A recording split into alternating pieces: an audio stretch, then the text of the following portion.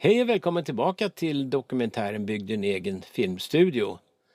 Ja, det är en liten ny touch idag på programmet. Så jag går direkt in på rubrikerna här. Det handlar om VVS och regler. Och då kommer jag endast att berätta om huvudkraven som jag hade på den här studion när det gäller el. Och även när det gäller VVS. En viktig del är att ha effekter och teknik inom räckhåll när man sitter och jobbar i kontrollrummet som här nu. Och högtalarnas placering som jag har här, de är väldigt viktiga att hålla koll på hur de är placerade. Så därför kommer jag att berätta lite grann på en ritning här hur det funkar med den här lyssningstriangeln. Vi kommer först nu in i studion när vi börjar plocka upp lite av våra instrument som vi haft lagrade här under en längre tid. Och det var ju väldigt skönt för att få testa lite grann hur ljudet verkligen funkar när man lirar. Härlig känsla.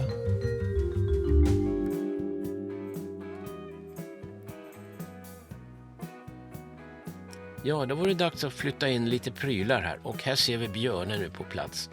Och vi har satt upp förstärkare och högtalare här som ni ser för att kunna göra en repetition inför ett gig som vi hade här. Och det är Anders Bäckjus här, en fantastisk basist, låtskrivare som är med här och testar in studion för första gången. Det var en riktigt skön känsla tyckte jag att få känna ljudet direkt från våra instrument och inte från studsande väggar. Vi var inte helt färdiga som ni ser med bygget här. Det var ju lite gardiner och sådär som ska till lite senare. Men skönt var det. Ja, jag tog en liten paus här och riggade om lite grann. För jag tyckte att det var lite konstigt med mikrofonens placering. Rättare sagt sändarväskan som står här under. Låter lite grann. Som ni tycker att det susar lite i bakgrunden så är det en liten fläkt som är här. Och mikrofonen här är ganska känslig.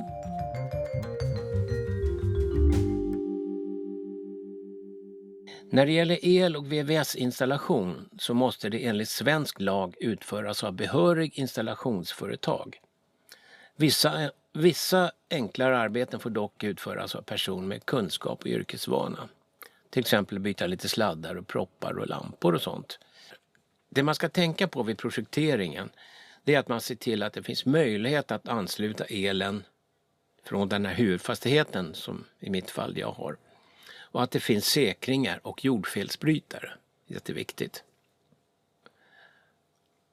Och även avloppssystemet måste anpassas så att det finns extra anslutning för VVS, vatten och sanitation.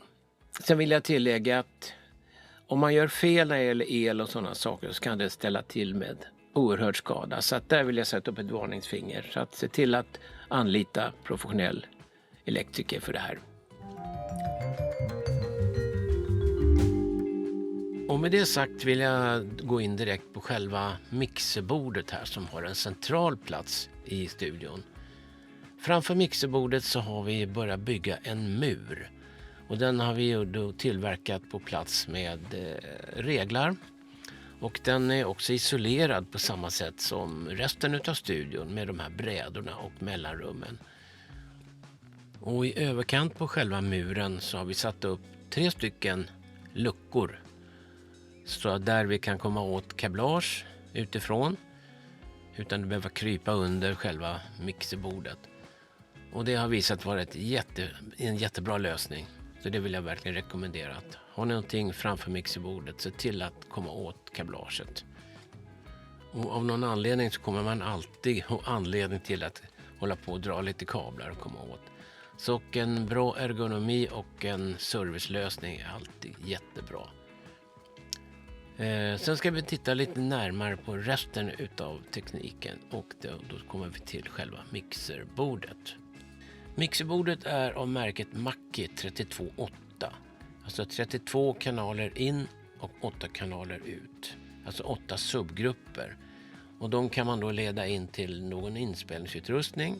I det här fallet går det till det digitala 8 kanaler som det blir då genom en ljudmodul som jag har. Och den är i sin tur kopplad till ett musikprogram. Logic har jag i mitt fall. Sen har jag då själva mixerbordet i sig. Det är ju inbyggt i ett tråg.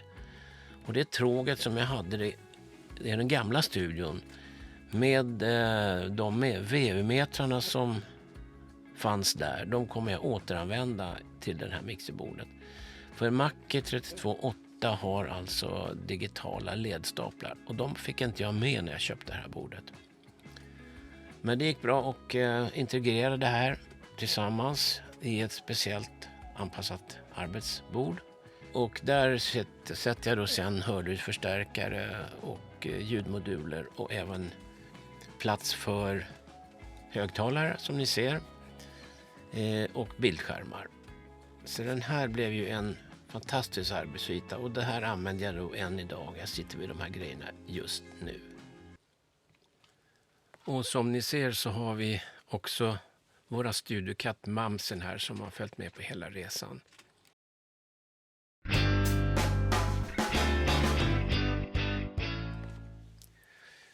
Innan vi går in riktigt på ljudteorin som jag tänkte bjuda på så vill jag visa lite kort att vi byggde också rackar. 2 stycken 19-tums rackar i trä som vi målade sen och det är alldeles utmärkt att använda det som fäste istället för de här dyra de här dyra som man köper.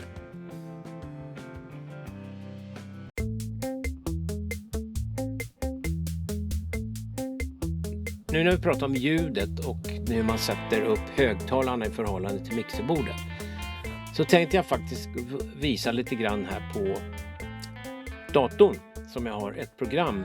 Programmet är Visio och här ska vi titta på en pdf-kopia på en liten skiss som jag har gjort. Och då lägger jag in det här och så lägger jag in mig själv som en liten gubbe uppe i hörnet. Här ser vi alltså en lyssningstriangel. Om vi nu tänker oss att i mitten på studion här så har vi mixerbordet. Och där sitter då 2 högtalare på varsin sida. Avståndet är ungefär 1,5 meter. Så den linjen A från centrum därifrån till den centrum, vi kallar för linje A. Den ska vara lika med centrum till ena örat där jag sitter och linje C. Så att det här är vad man kallar för lyssningstriangeln. Och det är för att få ljudet i rätt avstånd och så direkt centrumpunkten in till öronen.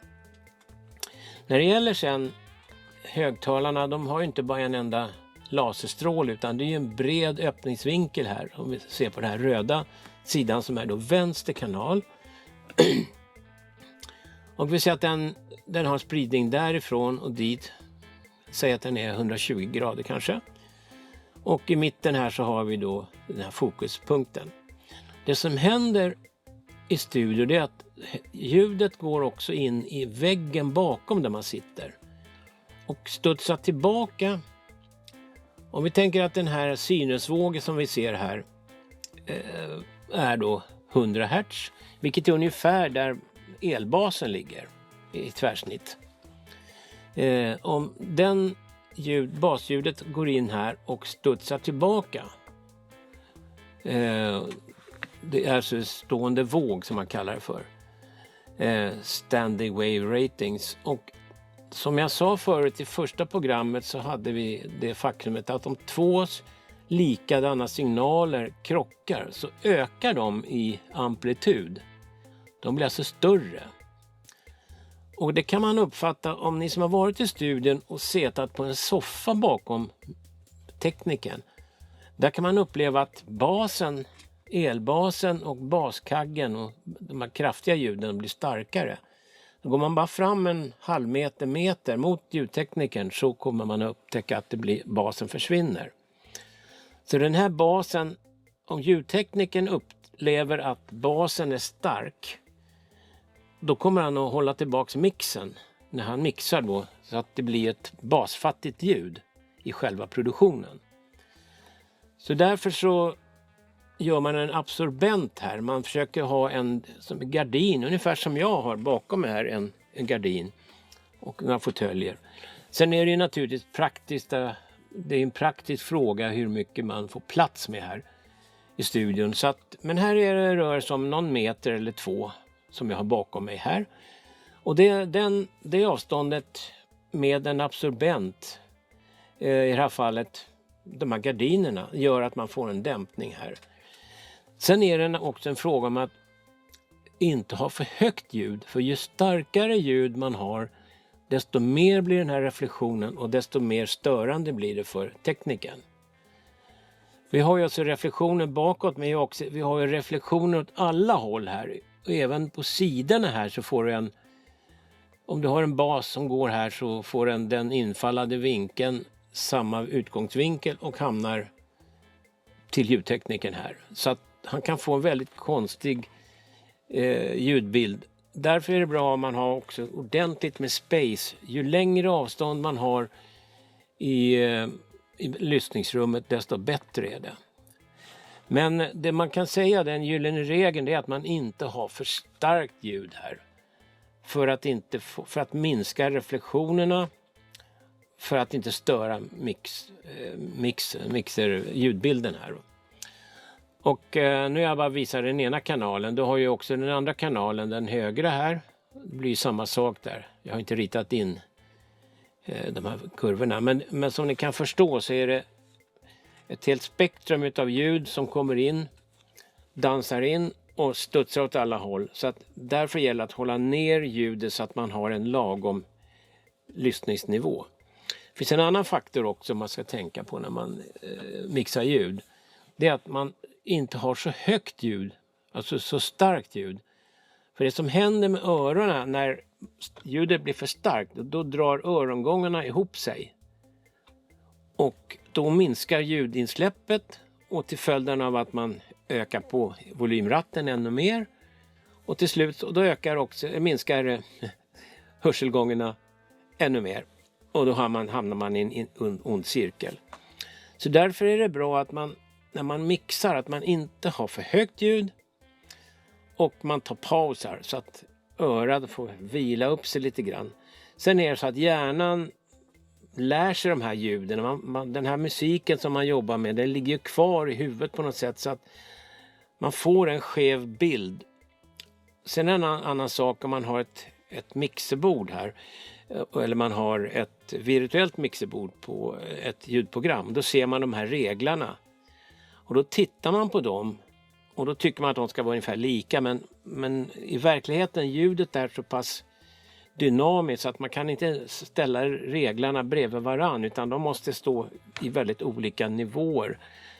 Och är det så att man får en lyssningsbild och man har den här visuella bilden på de här reglarna. Man har dem i sitt sinne, så att när man sitter och lyssnar länge så får man en skev verklighetsbild, kan man säga. Så ofta blir det så när man har tagit en paus, man har gjort en ljudmix, så kommer man tillbaks och man ser inte de här reglarna direkt, utan man bara hör ljudet. Tänker man, vad 17 hur jag mixat där. Basen är för hög, sången är för hög, diskanten är för hög och cymbalerna är konstiga. Så därför är det, alltså mixningen är så oerhört viktigt att man gör det på ett rätt sätt. Och det här tar lång tid, ska jag säga. Jag har på sen början på 80-talet att jobba med musikmixning och även filmning nu. Men när det gäller musikmixningen så man blir aldrig fullärd. Man får hela tiden lära sig att lyssna noga. Och sen är det så, då gör man en mix som är optimal i studio. Men sen när man tar med sig den här produktionen och hör den i en enkel radio eller en kraftfull stereoanläggning, så får man en helt annan uppfattning. Så därför så brukar man ibland göra olika sorts mixar då, beroende på vad det här ska landa. Om man har eller discomixa säger man, då vill man ha mycket bas. Då ska det bumpa liksom, för då ska folk dansa. När det gäller trubadurmusik då kanske man håller tillbaka det där med bas och trummor och man tar fram sången lite grann. Och inte ha för mycket reverb och sådana saker heller. Men det där, som sagt, musik är som att man tillreder en härlig biff och det ska kryddas på rätt sätt. Och ljudet är oerhört viktigt när det gäller ljudmixning. Och nu när vi pratar om att bygga studion, så tänk på det att ni ställer högtalarna i bra förhållande redan när ni bygger studion. Om ni har vägg eller inte har vägg som jag har här, eller inte har, så gäller det att tänka sig för så man får en optimal lyssning. Och då är det lyssningstriangeln som är mitt lilla budskap här. Jag tror jag stannar där. Jag kan ju visa bara framöver här innan vi börjar med nästa programdel här. Som jag tänkte överlåta till er tittare att komma med förslag vad vi kan prata om.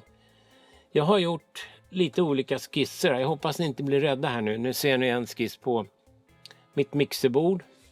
Här har jag inte högtalarna inritade utan där är det bara monitorer. Och ljudtekniken sitter där. Och sen har vi ett antal kameror. Och det här är kopplat till den här sändarväskan. Jag har en digital ljudmodul och jag har hörlursförstärkare och lite annat här.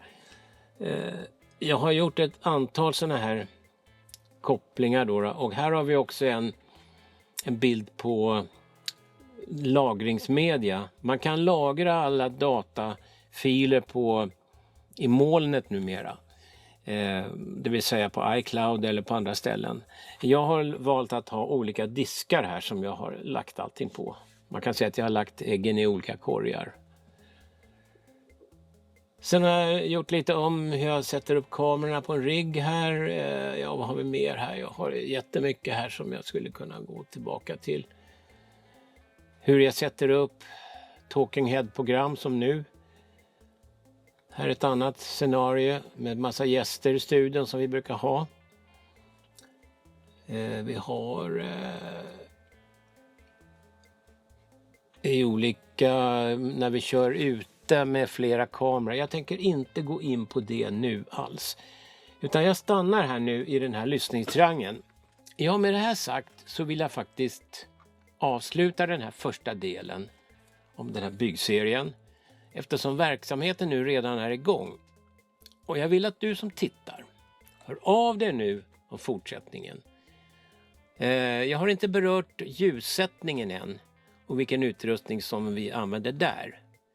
Men det finns mycket att gå igenom. Jag har berört lite grann om musiken här och mixningen. Sen pratar vi också om när verksamheten är igång vilket musikprogram man ska ha. Och vilken redigeringsmjukvara som man använder. Och sen vilka processer för de här produktionerna och hur man lägger upp det. Det finns hur mycket som helst att ta upp här nu. Så häng med nu och utveckla den här programresan nu som vi har påbörjat.